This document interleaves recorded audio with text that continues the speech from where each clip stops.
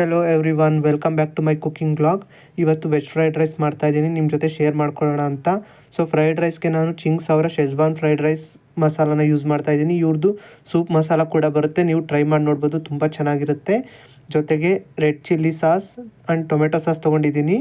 Soya sauce ನನ್ನ ಹತ್ರ ಇಲ್ಲ, ನೀವಿದ್ದರೆ ಯೂಸ್ ಮಾಡ್ಕೋಬೋದು, ನನ್ನ ಹತ್ರ ಇಲ್ಲ, ನಾನು ಸ್ಕಿಪ್ ಮಾಡಿದ್ದೀನಿ. ಸೊ ಹಾಗೆ ಒಂದು ಈರುಳ್ಳಿ ಸ್ಲೈಸ್ ಮಾಡಿ ಇಟ್ಕೊಂಡಿದ್ದೀನಿ ಆ್ಯಂಡ್ ಕ್ಯಾಪ್ಸಿಕಮ್ ಮತ್ತು ಕ್ಯಾರೆಟ್ನ ಚಿಕ್ಕದಾಗಿ ಹೆಚ್ಚಿಟ್ಕೊಂಡಿದ್ದೀನಿ. ಸೊ ಪರ್ಪಸ್ ಏನು ಅಂತಂದರೆ ಕ್ಯಾರೆಟ್ ಸ್ವಲ್ಪ ಎಣ್ಣೆಲೆ ಫ್ರೈ ಮಾಡೋದ್ರಿಂದ ಬೇಯೋದು ಲೇಟ್ ಆಗುತ್ತೆ, ಹಾಗಾಗಿ ಸ್ವಲ್ಪ ಚಿಕ್ಕದಾಗಿ ಹೆಚ್ಚಿಟ್ಕೊಂಡಿದ್ದೀನಿ. ಜೊತೆಗೆ ಶುಂಠಿ ಬೆಳ್ಳುಳ್ಳಿ ಜಜ್ಜಿ ಇಟ್ಕೊಂಡಿದ್ದೀನಿ. ರೆಡಿ ಪೇಸ್ಟ್ ಇದ್ದರೆ ನೀವು ಪೇಸ್ಟ್ ಕೂಡ ಯೂಸ್ ಮಾಡ್ಕೋಬೋದು. ಹಾಗೆ ಕೊತ್ತಂಬರಿನೂ ಹೆಚ್ಚಿಟ್ಕೊಂಡಿದ್ದೀನಿ. ಜೊತೆಗೆ ಹಸಿ ಬಟಾಣಿ ಇದ್ದರೆ ಆ್ಯಡ್ ಮಾಡ್ಕೋಬೋದು, ನನ್ನ ಹತ್ರ ಇಲ್ಲ, ಸೊ ನಾನು ಅದನ್ನ ಸ್ಕಿಪ್ ಮಾಡ್ಕೊಂಡಿದ್ದೀನಿ. ಸೊ ಈಗ ಪ್ಯಾನ್ಗೆ ಒಂದು 3 ಟೇಬಲ್ ಸ್ಪೂನಷ್ಟು ಎಣ್ಣೆ ಹಾಕ್ತಾಯಿದ್ದೀನಿ. ಎಣ್ಣೆ ಕಾಯ್ತಿದ್ದಾಗೆ ಫಸ್ಟು ಶುಂಠಿ ಬೆಳ್ಳುಳ್ಳಿ ಏನು ಜಜ್ಜಿಟ್ಕೊಂಡಿದ್ದೆ ಅದನ್ನು ಆ್ಯಡ್ ಮಾಡ್ಕೊತೀನಿ ನಾನು. ಸೊ ಈಗ ಕಾದಿದೆ, ಜಜ್ಜಿಟ್ಕೊಂಡು ಶುಂಠಿ ಬೆಳ್ಳುಳ್ಳಿನ ಆ್ಯಡ್ ಮಾಡ್ತಾಯಿದ್ದೀನಿ. ಸೊ ನೆಕ್ಸ್ಟ್ ನಾನು ಈರುಳ್ಳಿ ಆ್ಯಡ್ ಮಾಡೋಕ್ಕೆ ಹೋಗಲ್ಲ, ಕ್ಯಾರೆಟ್ ಆ್ಯಡ್ ಮಾಡ್ತೀನಿ. ಯಾಕಂದರೆ ಹೇಳಿದಾಗೆ ಈರುಳ್ಳಿ ತುಂಬ ಸ್ಮೂತ್ ಆಗಿಬಿಡುತ್ತೆ, ಕ್ಯಾರೆಟ್ ಎಲ್ಲ ಬೆಂದು ಫ್ರೈಡ್ ರೈಸ್ ಪೌಡ್ರೆಲ್ಲ ಹಾಕಿ ಮುಗಿಸೋ ಅಷ್ಟೊತ್ತಿಗೆ. ಸೊ ಹಾಗಾಗಿ ನಾನು ಫಸ್ಟು ಕ್ಯಾರೆಟ್ ಹಾಕ್ಕೊಳ್ತಾ ಇದ್ದೀನಿ.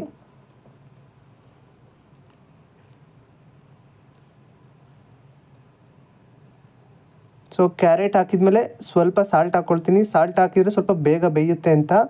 ಸೊ ಲಾಸ್ಟಲ್ಲಿ ನಾವು ಇನ್ನೊಂದು ಚೆಕ್ ಮಾಡ್ಕೊಂಡು ಬೇಕಾದರೆ ಹಾಕ್ಕೋಬೋದು. ಸೊ ಈಗ ಕ್ಯಾಪ್ಸಿಕಮ್ ಹಾಕ್ಕೊಡ್ತಾ ಇದ್ದೀನಿ. ಕ್ಯಾರೆಟ್ ಸ್ವಲ್ಪ ಸ್ಮೂತ್ ಆಗೋ ತನಕ ಫ್ರೈ ಮಾಡಿ ಆಮೇಲೆ ಕ್ಯಾಪ್ಸಿಕಮ್ ಹಾಕ್ಕೊಳ್ಳಿ, ಯಾಕಂದರೆ ಕ್ಯಾಪ್ಸಿಕಮ್ನ ಜೊತೆಗೆ ಹಾಕಿದರೆ ಕ್ಯಾಪ್ಸಿಕಮ್ ಸ್ವಲ್ಪ ಸ್ಮೂತ್ ಆಗಿಬಿಡುತ್ತೆ, ಆಮೇಲೆ ತಿನ್ನೋಕ್ಕಷ್ಟು ಟೇಸ್ಟ್ ಅನಿಸಲ್ಲ. ಸೊ ಹಾಗೆ ಕ್ಯಾಪ್ಸಿಕಮ್ದು ಕ್ರಂಚಿನೆಸ್ಸು ಇರೋಲ್ಲ. ಸೊ ಹಾಗಾಗಿ ಕ್ಯಾಪ್ಸಿಕಮ್ ಸ್ವಲ್ಪ ಲೇಟಾಗಿ ಹಾಕ್ಕೊಳ್ಳಿ. ಹಾಗೆ ಕೆಲವರು ರಂಗೋಲಿ ರೋಲರ್ಸ್ ಬಗ್ಗೆ ಕೇಳ್ತಾಯಿದ್ರಿ. ನಾನು ಒಂದು ಪೀಸ್ನೆಲ್ಲ ಕೊರಿಯರ್ ಮಾಡೋಕ್ಕಾಗಲ್ಲ. ಸೊ ತಗೊಂಡ್ರೆ ನೀವು 2 ಅಥವಾ 3 ಪೀಸ್ ಏನಾದರೂ ಹೇಳಿದರೆ ಹೆಂಗಾರು ಕೊರಿಯರ್ ಮಾಡ್ಬೋದು, ಟ್ರೈ ಮಾಡಿ. ಇಲ್ಲ ಅಂತಂದರೆ ನೀವು ಆನ್ಲೈನಲ್ಲಿ ಕೂಡ ಚೆಕ್ ಮಾಡ್ಬೋದು, ಫ್ಲಿಪ್ಕಾರ್ಟಲ್ಲಿ ಸಿಗುತ್ತೆ. ಈಗ ಸ್ವಲ್ಪ ಉಪ್ಪು ಆ್ಯಡ್ ಮಾಡ್ಕೊಳ್ತಾ ಇದ್ದೀನಿ. ನೀವು ಫೈನಲಾಗಿ ಮುಗಿದ್ಮೇಲೆ ಇನ್ನೊಂದು ಸಲ ಚೆಕ್ ಮಾಡಿ, ಸ್ವಲ್ಪ ಸಾಲ್ಟ್ ಕಡಿಮೆ ಇತ್ತು ಅಂತಂದರೆ ಇನ್ನೊಂದು ಸಲ ಹಾಕಿ ನೀವು ಬೇಕಾದ್ರೆ ಮಿಕ್ಸ್ ಮಾಡ್ಬೋದು. ಫ್ಲಿಪ್ಕಾರ್ಟಲ್ಲಿ ನಿಮಗೆ ರಂಗೋಲಿ ರೋಲರ್ ಸಿಕ್ಕರೂ ಕೂಡ ಅಲ್ಲಿ ಆದರೂ ಕೂಡ ನಿಮಗೆ ಸೆಟ್ ಆಫ್ 10 ಅಂತ ಹಾಕಿರ್ತಾರೆ. 10 ರೋಲರ್ ಇರುತ್ತೆ ವಿತ್ ಡಿಫ್ರೆಂಟ್ ಕಾನ್ಫಿಗರೇಷನ್ಸು, 2 ಲೈನಿಂದ ಹಿಡಿದು 8 or 10 ಲೈನ್ಸ್ ತನಕ.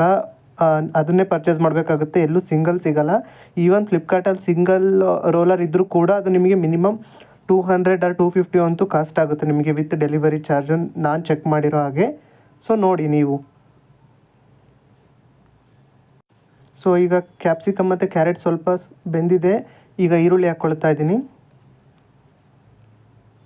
ಈರುಳ್ಳಿ ಹಾಕಿದ್ಮೇಲೆ ಸ್ವಲ್ಪ ಫ್ರೈ ಮಾಡಿ, ತುಂಬ ಬೇಯಿಸೋದು ಬೇಡ, ಸ್ವಲ್ಪ ಫ್ರೈ ಮಾಡಿಕೊಂಡು ಅದಾದಮೇಲೆ ನಾವು ಬೇಕಾದರೆ ಫ್ರೈಡ್ ರೈಸ್ ಪೌಡ್ರನ್ನ ಆ್ಯಡ್ ಮಾಡ್ಕೋಬೋದು.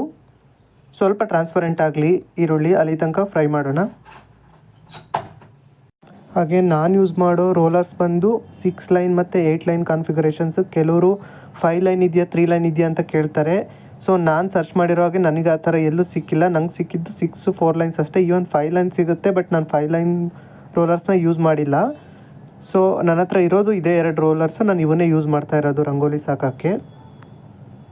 ಸೊ ಬೆಂಗಳೂರಿನವರೇ ಲೋಕಲೈಟ್ಸ್ ಯಾರಾದರೂ ಆಗಿದ್ದರೆ ನೀವು KR ಮಾರ್ಕೆಟಲ್ಲಿ ಚೆಕ್ ಮಾಡಿ, ನಿಮಗೆ ಸಿಗುತ್ತೆ.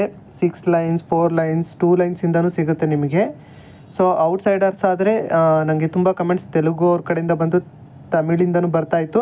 ಸೊ ಅಲ್ಲಿ ಎಲ್ಲಿ ಪರ್ಟಿಕ್ಯುಲರ್ ಸಿಗುತ್ತೆ ಅಂತ ನನಗೆ ಗೊತ್ತಿಲ್ಲ. ಸೊ ಬೆಂಗಳೂರಲ್ಲಿ ಎಲ್ಲಿ ಸಿಗುತ್ತೆ ಅಂತ ಗೊತ್ತಿತ್ತು, ಅದನ್ನು ಇನ್ಫಾರ್ಮ್ ಮಾಡಿದ್ದೀನಿ.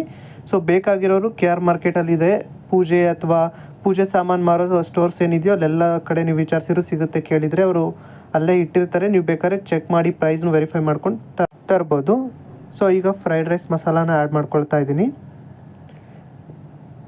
ಸೊ ನೀವು ನೋಡ್ಕೊಂಡು ಆ್ಯಡ್ ಮಾಡ್ಕೋಬೋದು, ಒಂದು ಸ್ಯಾಚೆಟ್ ಫುಲ್ ಬೇಕಾದರೂ ಹಾಕ್ಕೋಬೋದು. ಸ್ವಲ್ಪ ತುಂಬ ಜಾಸ್ತಿ ಅನಿಸುತ್ತೆ ಅನ್ನೋದಾದರೆ ಸ್ವಲ್ಪ ಆ್ಯಡ್ ಮಾಡಿಕೊಂಡು ಆಮೇಲೆ ನೀವು ಬೇಕಾದರೆ ರೈಸ್ ಹಾಕಿ ಮಿಕ್ಸ್ ಮಾಡೋಕ್ಕೆ ಮುಂಚೆ ಇನ್ನೊಂದು ಸ್ವಲ್ಪ ಎಕ್ಸ್ಟ್ರಾ ಪೌಡ್ರ್ ಬೇಕು ಅಂದರೂ ಕೂಡ ಆ್ಯಡ್ ಮಾಡ್ಕೊಂಡು ಮಿಕ್ಸ್ ಮಾಡ್ಕೋಬೋದು. ಸೊ ಒಂದೇ ಸಲ ಹಾಕಿಬಿಟ್ರೆ ಮತ್ತೆ ಜಾಸ್ತಿ ಆಗುತ್ತೆ, ಅಥವಾ ರೈಸ್ ಕ್ವಾಂಟಿಟಿ ಅಥವಾ ನೀವು ಎಷ್ಟು ಕ್ವಾಂಟಿಟಿ ಮಾಡ್ತಿದ್ದೀರ ಅನ್ನೋದು ನೋಡ್ಕೊಂಡು ಹಾಕ್ಕೊಳ್ಳಿ. ಸೊ ನೋಡಿ ನಾನೀಗ ಮತ್ತೆ ಆ್ಯಡ್ ಮಾಡ್ತಾಯಿದ್ದೀನಿ. ಇದೇ ಥರ ನಿಮಗೆ ಕನ್ಸಿಸ್ಟೆನ್ಸಿ ಬೇಕು, ಯಾವುದು ರೈಸ್ ಎಷ್ಟಿದೆ ಅನ್ನೋದು ನೋಡಿಕೊಂಡು ಪೌಡ್ರ್ ಆ್ಯಡ್ ಮಾಡ್ಕೊಳ್ಳಿ. ಸೊ ಇದು ಸ್ವಲ್ಪ ಫ್ರೈ ಆದ ತಕ್ಷಣ ಈಗ ಚಿಲ್ಲಿ ಸಾಸ್ ಆ್ಯಡ್ ಮಾಡ್ತಾಯಿದ್ದೀನಿ. ಚಿಲ್ಲಿ ಸಾಸ್ ಅಕಾರ್ಡಿಂಗ್ ಟು ನಿಮ್ಮ ಸ್ಪೈಸ್ ಲೆವೆಲ್ ಏನು ಬೇಕೋ ನೀವು ಅದ್ರ ಪ್ರಕಾರ ಆ್ಯಡ್ ಮಾಡ್ಕೊಳ್ಳಿ. ಸೊ ನಾವು ತುಂಬ ಸ್ಪೈಸಿ ತಿನ್ನಲ್ಲ, ಸೊ ಹಾಗಾಗಿ ನಾನು ಕಡಿಮೆನೇ ಹಾಕ್ಕೊಳ್ತಾ ಇದ್ದೀನಿ. ಹಾಗೆ ಟೊಮೆಟೊ ಸಾಸ್ ಆ್ಯಡ್ ಮಾಡ್ಕೊಳ್ತಾ ಇದ್ದೀನಿ.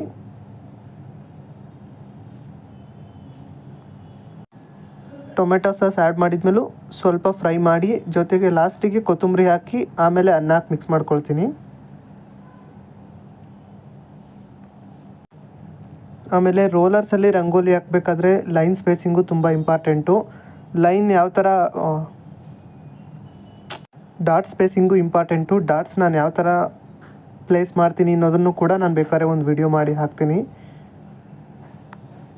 ಹಾಗೆ ಕೆಲವ್ರು ಕೇಳಿದಾಗೆ ಡಬಲ್ ಸ್ಟ್ರೋಕ್ ರಂಗೋಲಿ ಡ್ರಾ ಮಾಡೋದು ಹೇಗೆ ಅಂತಲೂ, ಆದರೆ ಅದ್ರದ್ದು ಕೂಡ ಒಂದು ವಿಡಿಯೋ ಮಾಡಿ ಹಾಕ್ತೀನಿ. ಸೊ ಇದೀಗ ಆಲ್ಮೋಸ್ಟ್ ಫ್ರೈ ಆಗಿದೆ. ಸೊ ನೆಕ್ಸ್ಟು ಅನ್ನ ಏನು ಮಾಡಿ ಇಟ್ಕೊಂಡಿದ್ದೆ ಅದನ್ನು ಹಾಕ್ಕೊಳ್ತಾ ಇದ್ದೀನಿ. ಸೊ ಅನ್ನ ಹಾಕ್ಕೊಂಡು ಮಿಕ್ಸ್ ಮಾಡಿಕೊಂಡು ಲಾಸ್ಟಲ್ಲಿ ಕೊತ್ತಂಬರಿ ಹಾಕಿ ಮಿಕ್ಸ್ ಮಾಡ್ತೀನಿ ನಾನು.